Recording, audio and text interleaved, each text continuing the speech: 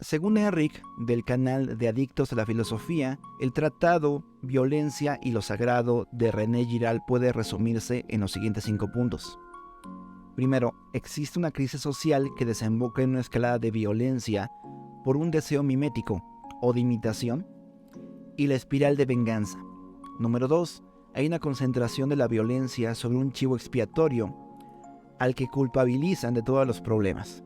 Número 3, el asesinato del chivo expiatorio y la liberación de la violencia. Número 4, la armonización de la comunidad tras la descarga de violencia.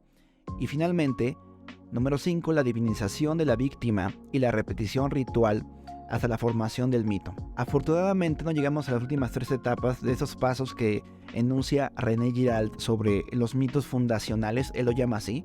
Hay un crimen fundacional que después se va justificando para la unificación de una comunidad que antes estaba en conflicto. Todo inicia con ese conflicto. En Boku no Hero hay el conflicto de la amenaza de All for One y además la existencia de Deku, que parece traer esa amenaza a refugio que ahora es la UA. No solamente a refugio, sino a toda la sociedad. Aquí tenemos como la virtud para efectos de este análisis de que la fortaleza creada en la UA engloba a todos los participantes que se creen limpios de este cargo de conciencia. A los ciudadanos por una parte, a la institución de la UA por otra, y a los héroes que también forman parte del Ministerio de Seguridad de la Sociedad de Héroes. Ellos, los ciudadanos, que son los que más se lavan las manos, al estar en esta crisis social, hacen cosas que no se atreverían a hacer en su medio natural, que empezaron a hacerlo, pero ahora con mucha más entrega, por así decirlo, seguridad, lo hacen. Es decir, antes de que toda esta crisis pasara, volcaban la seguridad o la responsabilidad en los héroes. Cuando hubo el ataque a Tártaros y tantos criminales salieron libres, ellos tomaron la justicia en sus propias manos. Empezó uno tomando los artilugios para defenderse, después otro y otro. Fue copiándose esa tendencia frente a la crisis, una tendencia a tomar la venganza en mis manos. Poco a poco fue escalando y empezaron a haber primeros intentos de crear chivos expiatorios, con lo que ya se conocía. Es decir, lo más obvio era atacar a las personas con quirk de mutante. Es por ello que atacan a esta chica gigante que termina defendiendo a Deku. Y curiosamente, esto al escalar socialmente llega al razonamiento de que no puedes continuar buscando pequeños chivos expiatorios, tienes que buscar uno. Cuando se concentran todos en la UA, es muy obvio que no puedes hacer una batalla campal contra los mutantes. Y aquí ocurre la intervención de los medios de comunicación. De hecho, es un elemento clave en la obra de Horikoshi.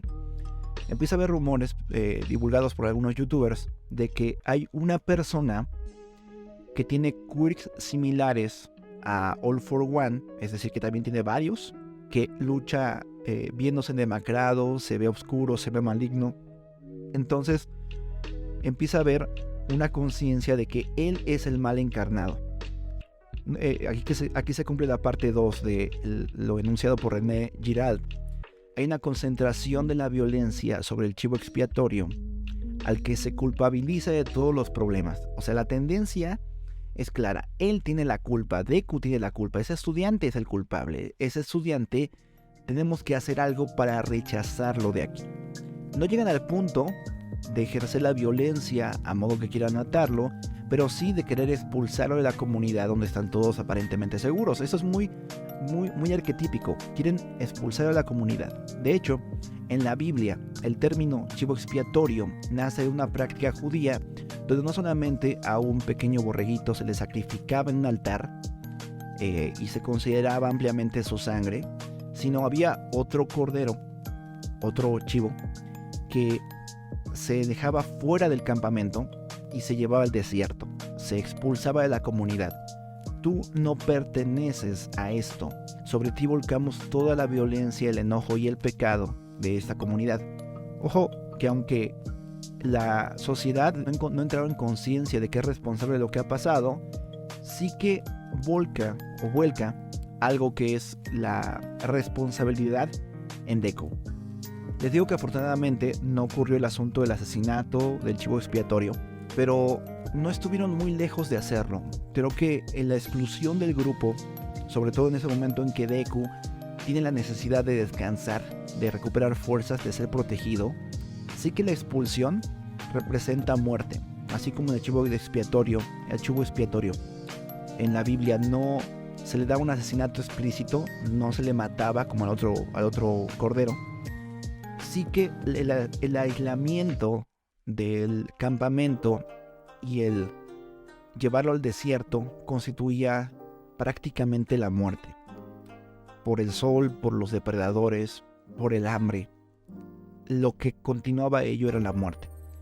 La expulsión hipotética de Deku era su muerte literal. Era que tarde o temprano, así como hubo un ataque de Lady Nagant y de otros asesinos, tarde o temprano esos asesinos iban a poder atraparle, vivo o muerto, hasta la presencia de All for One. O por lo menos iban a llevarle para tomar sus dones. Es verdad que los dones solamente se transmiten por aquella persona que toma el ADN del antecesor y por el consentimiento de los portadores. El consentimiento de este portador. Pero podría haber una situación extrema donde en tortura, en convencimiento a Deku, pudieran haber obtenido ese don. No sabemos qué pasa con un cascarón vacío de dones. No sabemos si es un asunto como Naruto, que le quitaban el Kyuubi y se moría. Pero, ¿de qué sirve un cascarón vacío en esa circunstancia? Definitivamente, como hemos visto el carácter de All for One, él seguramente lo hubiese matado. O controlado o manipulado. Entonces, definitivamente, si no hubiera habido la intervención, de la cual hablaremos en el siguiente segmento, Deku hubiese muerto. Hubiera escalado las siguientes etapas de René Giralt, el asesinato del chivo expiatorio y la liberación de la violencia. Es decir, la canalización de la violencia no es que la violencia vuelva a disgregarse en otros grupos, sino que se canaliza. Y los siguientes pasos, según René Giralt, es la armonización de la comunidad, la unidad frente a que destruimos al enemigo que era el causante de todo esto, y la divinización de la víctima y repetición del ritual. La legitimación del acto violento. Es decir, gracias a que sacamos a Deku de este lugar, estamos seguros, somos unos. Ese acto fue divino. Entonces, hay una justificación. Lo que antes podría haber sido completamente descabellado, que es llevar al exilio a un adolescente, a un chico que estaba empezando en su labor de héroe, que había buscado incluso la paz con los ciudadanos, lo completamente reprobable se hubiera justificado como un acto divino, un acto de inteligencia, de cordura, de paz. Y la repetición ritual de este hecho, ¿no? Como una estatua justo en el lugar donde lo hicieron, un evento conmemorativo, etc. Ahora, esto no es estático, obviamente, frente a la expulsión de Deku hubiera All for One por fin tenido el poder que siempre anheló y hubiera desatado una nueva ola de violencia y de dolor, ¿no? Que, claro, tenía la facultad, ahora ese nuevo líder hipotético, de legitimizar aún más y divinizar el hecho, ¿no? Como este acto logró la consolidación del imperio de All for One y alabemos al líder, ¿no? Y alabemos al sacrificio que permitió que este gran emperador, este gran dictador, esta Alteza Serenísima se alzase sobre nosotros. Hay otros escenarios aún peores de una negociación hipotética con All for One de te entregamos a esta víctima, por favor no nos hagas daño, y una justificación de la maldad de All for One, del verdaderamente malo, con este acto. Son casos hipotéticos que tristemente han pasado en la historia de la humanidad y de alguna forma también pueden estar pasando ahora, con tantas calamidades y dolores, y la búsqueda del humano por encontrar ese rostro, ese nombre, esa raza que seguramente causó toda esa situación de maldad.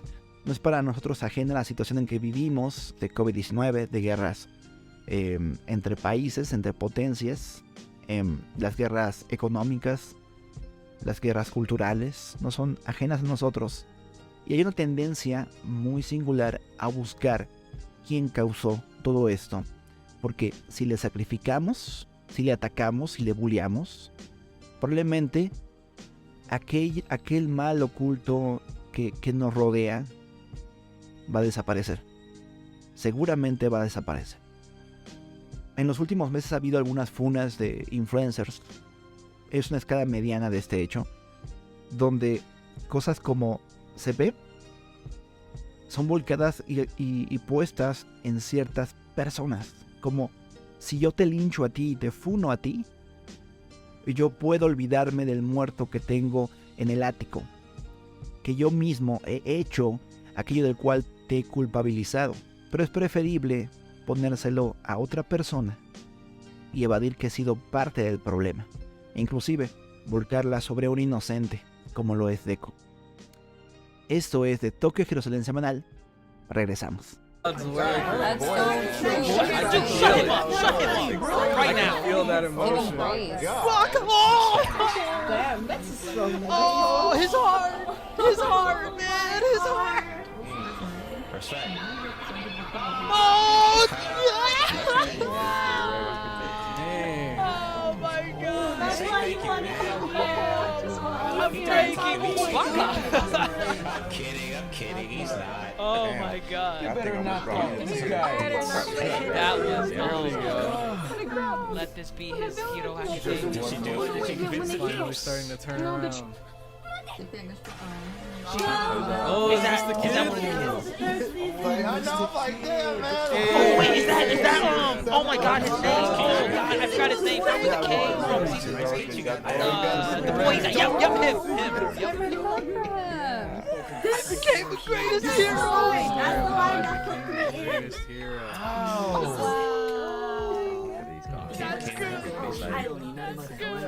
Okay. I hope people can appreciate That's it. good. Oh man.